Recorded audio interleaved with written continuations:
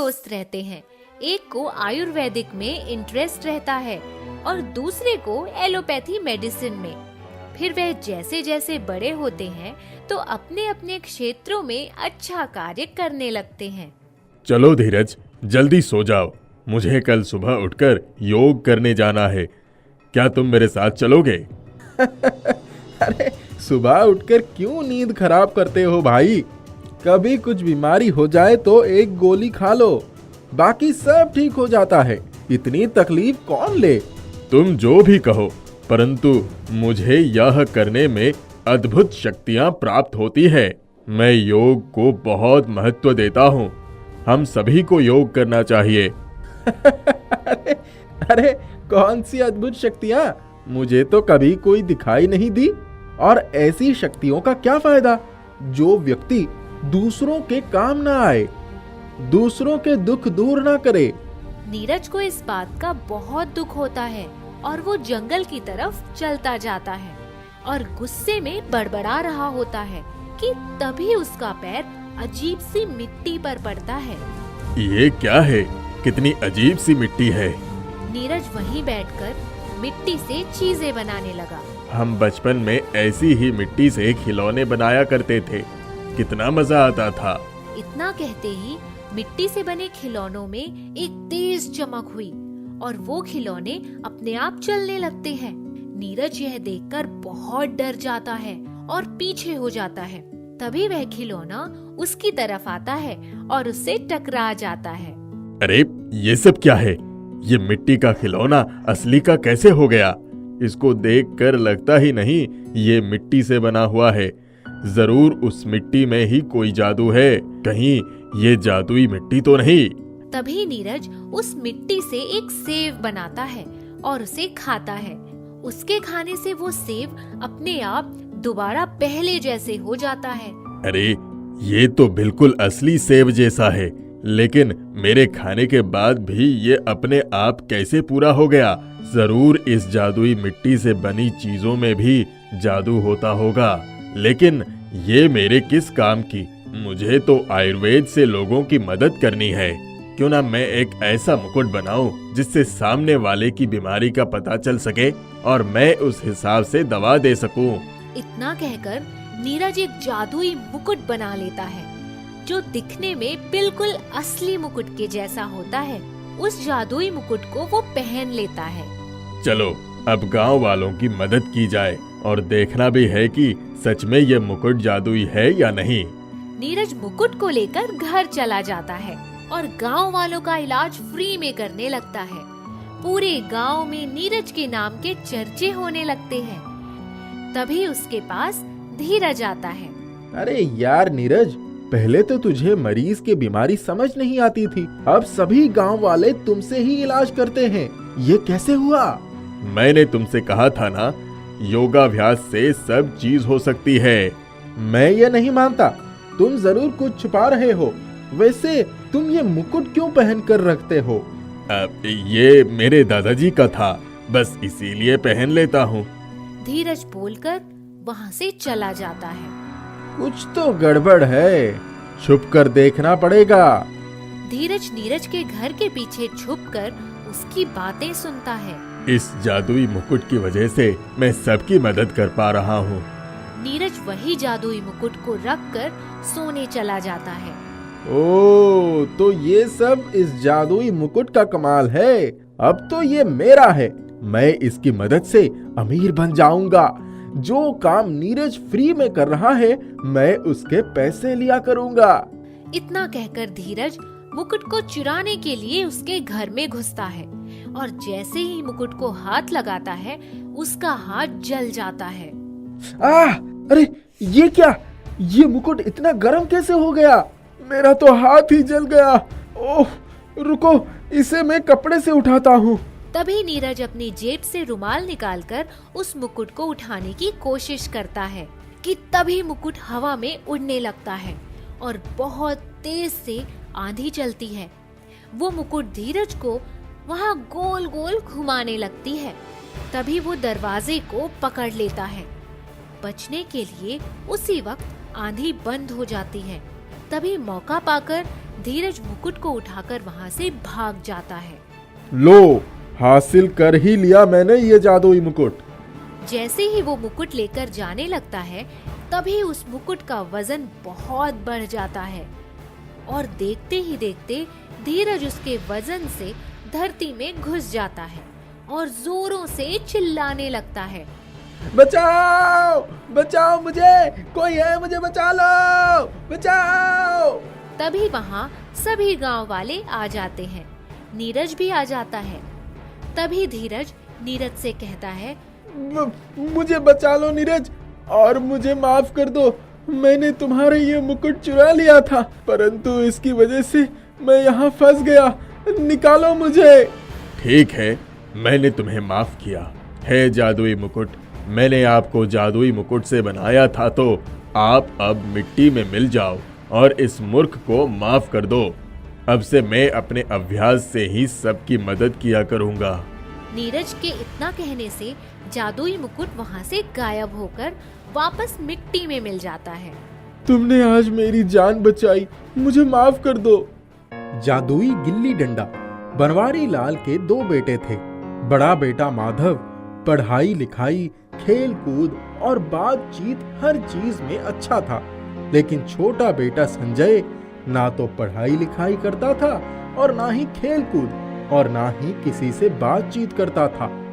उसकी माँ ललिता को हमेशा छोटे बेटे संजय की चिंता लगी रहती। जब लड़कों को कॉलेज में बुलाया जाता तो माता पिता माधव के टीचर से मिलकर जहां खूब प्रसन्न होते थे, वहीं संजय के टीचर से शिकायतें सुनकर दुखी हो जाते थे, लेकिन मन मारकर वापस आ जाते। एक दिन बनवारी लाल और ललिता अपने बरामदे में बैठे अपने छोटे बेटे संजय के बारे में ही बात कर रहे थे। तभी अचानक एक गिल्ली खटाक से आकर बरामदे की खिड़की से टकराई। बनवारी लाल ने गिल्ली हाथ में उठाई और देखने लगे कि किसने मारा। जब झांक कर देखा तो संजय अपने हाथ में डंडा लेकर उधर ही आ रहा था। बनवारी लाल बोले, अरे ललिता, आज तो हमारा संजय गिल्ली डंडा खेल रहा है।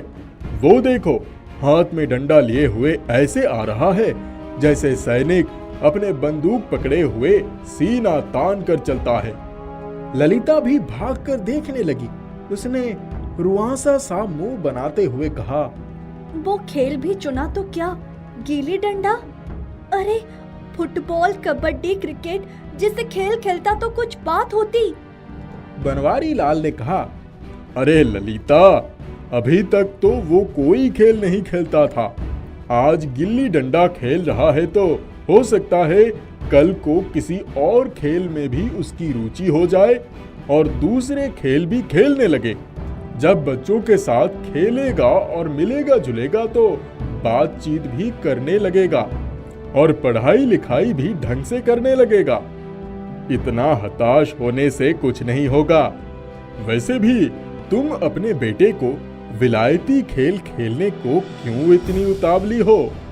गिल्ली डंडा भारतीय खेल है। अरे हमारे जमाने में तो हम सुबह सुबह ही पेड़ के ऊपर चढ़कर टहनियां तोड़ने में लग जाते थे और काट झांट कर ऐसी गिल्ली बनाते थे कि आहा, डंडा क्या हाथ से भी फिसल जाती थी। वो भी क्या दिन थे। खेलने दो उसे, धीरज रखो। ललिता बोली, ईश्वर करे ऐसा ही हो। यह कहकर उसने अपनी भर आई आंखें पोंछ ली। उस दिन के बाद से संजय रोज कॉलेज से आकर चुपचाप खेलने निकल जाता। उसके 3-4 दोस्त भी बन गए थे।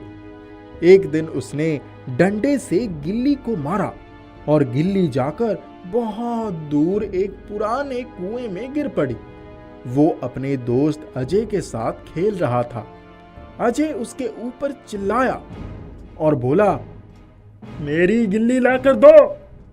संजय ने कहा, अरे मैं कैसे ला सकता हूँ, वो तो कुएं में गिर गई। अगर दुकान पर मिलेगी तो पिताजी से कहकर मंगवा लूंगा। अजय बिल्कुल अड़ गया कि मुझे मेरी गिल्ली अभी और इसी वक्त चाहिए। अरे तुम तो बिल्कुल बेवकूफ हो, इतनी तेज से कोई मारता है? संजय कुएं के पास बड़ी हिम्मत करके गया और झांक कर देखा तो गिल्ली कुएं की दीवार में लगी लताओं में ही उलझी थी। वो कुएं के पास लेटकर अपना हाथ डालकर गिल्ली निकालने ही वाला था कि कुएं से मधुर आवाज आई। इन लताओं को मत छूना, ये बहुत जहरीली है।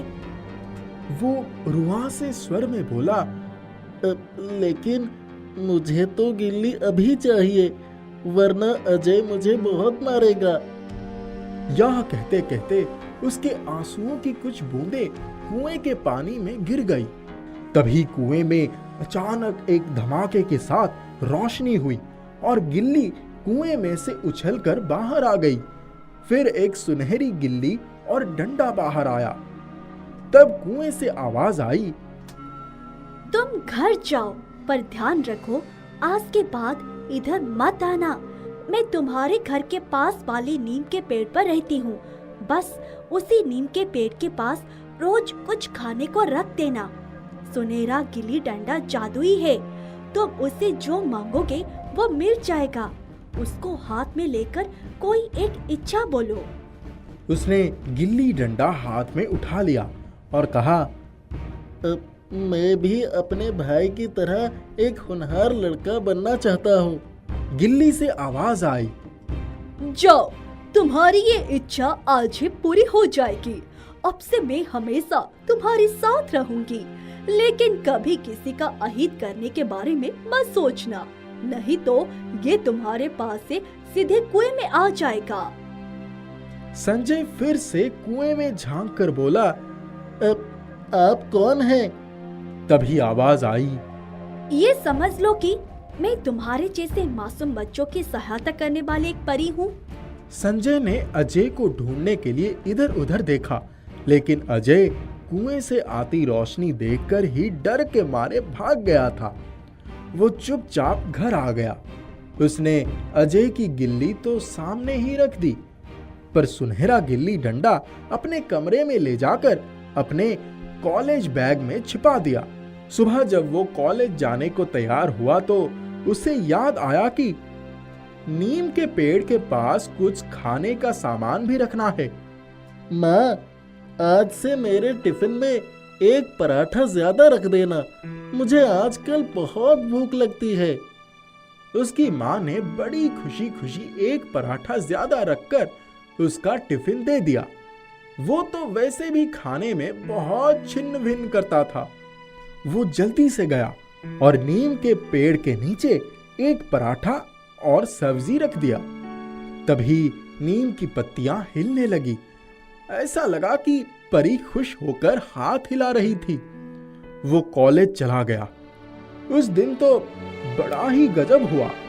उसकी टीचर जो कुछ भी पढ़ा रही थी सब उसकी समझ में आ रहा था। वो अपनी टीचर से बीच बीच में कुछ कुछ पूछ भी रहा था। सच्ची सभी बच्चे उसको हैरानी से देख रहे थे। वो घर आया तो बैठकर पढ़ाई भी करने लगा। ललिता ने देखा तो बड़ी आश्चर्यचकित होकर उसके पास ही बैठ गई और बोली, बेटा, क्या बात है? आज तबीयत ठीक है ना? हाँ माँ, बिल्कुल ठीक है। आज तो मेरी टीचर भी मुझसे बहुत खुश थी। ललिता बहुत खुश हो गई। उसने संजय का सिर सहलाते हुए उसका माथा चूम लिया। माधव फुटबॉल खेलता हुआ कमरे से बाहर आया तो संजय बोला, भाई, आज मैं भी तुम्हारे साथ फुटबॉल खेलने चलूंगा। माधव पहले तो उसकी तरफ देखकर हंसने लगा और बोला, तुम हर फुटबॉल खेलोगे? लेकिन उसकी माँ के कहने पर उसको भी ले गया। जब वो खेलने गया तो अजय उसकी राह देख रहा था। वो दौड़कर उसके पास आकर बोला, मेरी गिल्ली दे दो। संजय ने अपनी पॉकेट में हाथ डालकर उसकी गिल्ली निकालकर दे दी। फिर बोला, मुझे तुम्हारे साथ नहीं खेलना है, आज से मैं अपने भाई के साथ फुटबॉल खेलूंगा। फुटबॉल खेलते समय उसने 2 गोल कर दिए। माधव तो उसका खेल देखकर दंग रह गया। जब दोनों घर आए तो बनवारी लाल भी घर आ गए थे। माधव आते ही बोला, पिताजी ये तो चमत्कार हो गया। संजय ने तो आज बहुत अच्छा फुटबॉल खेला, उसने 2-2 गोल किए। तभी उसकी माँ आ गई। आज कुछ तो ऐसा हुआ है कि संजय बिल्कुल बदल गया है।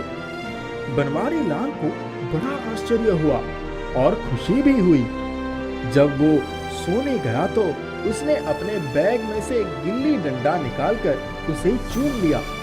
वाह रे मेरे जादुई गिल्ली डंडा, तुमने तो कमाल कर दिया। जादुई गिल्ली डंडे ने उसको पूरी तरह से बदल दिया था। वो पढ़ाई लिखाई, खेल कूद हर क्षेत्र में माधव से भी आगे निकल गया था। लेकिन यह राज सिर्फ वही जानता था। वो बहुत बड़ा डॉक्टर बन गया था, लेकिन नीम के नीचे कुछ खाने का सामान रखना कभी नहीं भूला।